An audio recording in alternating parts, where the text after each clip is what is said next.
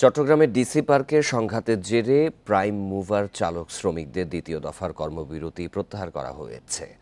শুক্রবার রাতে জেলা ও পুলিশ প্রশাসনের সাথে বৈঠকে দাবি মেনে নেয়ার আশ্বাসে কর্মবিরতি প্রত্যাহারের ঘোষণা দেয়া হয়। চট্টগ্রাম জেলা প্রাইম মুভার ট্রেইলার শ্রমিক ইউনিয়নের সভাপতি সেলিম খান জানান, এরই মধ্যে বন্দর থেকে কন্টেইনারে পণ্য পরিবহনের কার্যক্রম শুরু হয়েছে।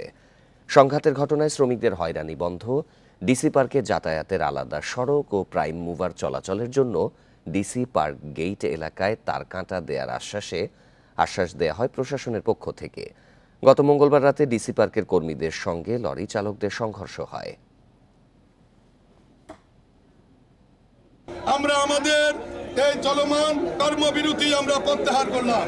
আজকে আমরা ইনশাল্লাহ আমাদের দাবি যেহেতু পেয়ে গেছি, এই মুহূর্ত থেকে আমরা যার যার কর্মস্থলে ফিরে যাব।